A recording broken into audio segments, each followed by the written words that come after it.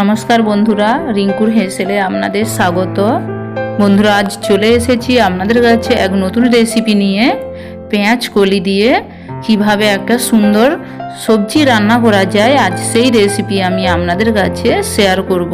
বন্ধুরা, ভাতের সাথে ও রুটির সাথে এই সবজিটা খেলে খুব ভালো লাগবে আপনাদের।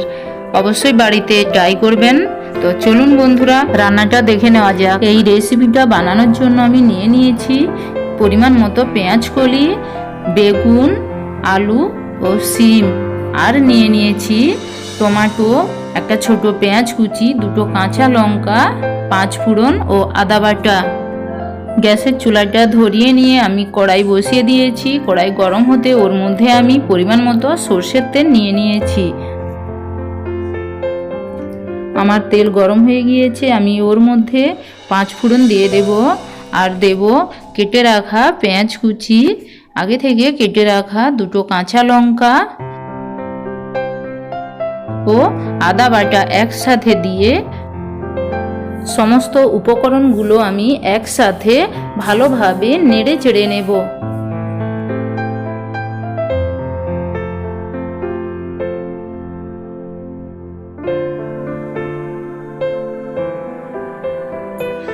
সমস্ত উপকরণগুলো আমার হালকা ভাজা হয়ে গেলে এবার ওর মধ্যে আমি আগে থেকে কেটে রাখা আলু ও শিমগুলো দিয়ে ভালোভাবে নেড়ে চেড়ে নেব। হালকা সবজিগুলো ভাজা হয়ে গেলে এবার ওর মধ্যে আমি কেটে রাখা পেঁয়াজ কলিগুলো দিয়ে আবারও ভালোভাবে নেড়ে চেড়ে নিতে হবে।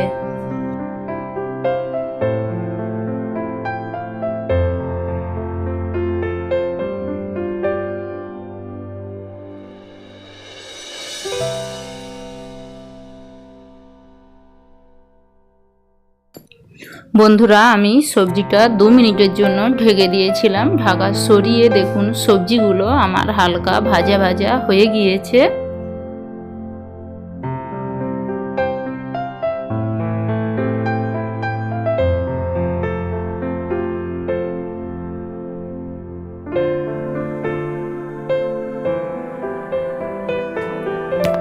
এবার আমি ওর মধ্যে আগে থেকে কেটে রাখা বেগুনগুলো দিয়ে আবারও ভালোভাবে নেড়ে চেড়ে নেব।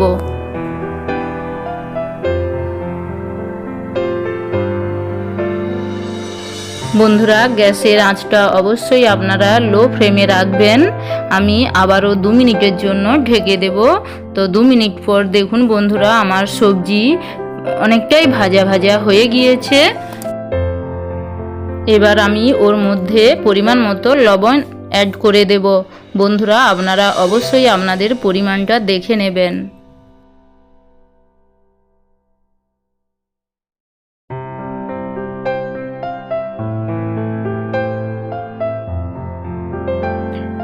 সবজির মধ্যে ভালোভাবে আমার লবণ মেশানো হয়ে গিয়েছে।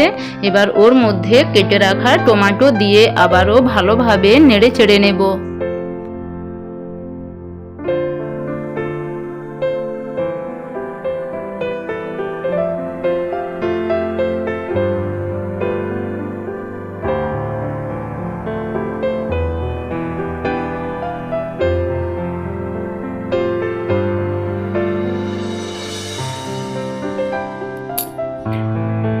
এবার আমি ওর মধ্যে পরিমাণ মতো হলুদ গুঁড়ি দিয়ে আবারও ভালোভাবে নেড়ে চেড়ে নেব।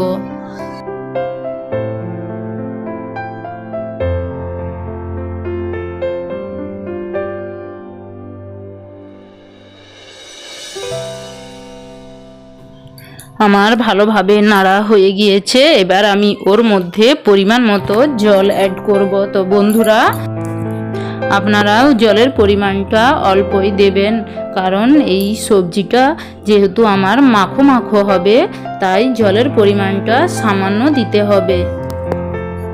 জলটা ভালোভাবে সবজির মধ্যে মিশিয়ে নিয়ে এবারও আমি 5 মিনিটের জন্য ঢেকে দিয়েছিলাম। তো বন্ধুরা দেখুন 5 মিনিট পর আমার সবজিটা হয়ে গিয়েছে। বন্ধুরা সবজির মধ্যে যে মটরগুলো আপনারা দেখতে পাচ্ছেন ওটা আমার হাতের কাছে রাখা ছিল 2-4টে, তাই আমি কাঁচা মটরগুলো দিয়ে দিয়েছি। তো আপনারাও দিতে পারেন, কোনো অসুবিধা নেই। সবজিটা আমি ভালোভাবে নেড়ে চেড়ে নিয়ে এবার একটা পাত্রে ঢেলে আপনাদের দেখাবো। দেখতে কত সুন্দর লেগেছে এবং খেতেও দুর্দান্ত।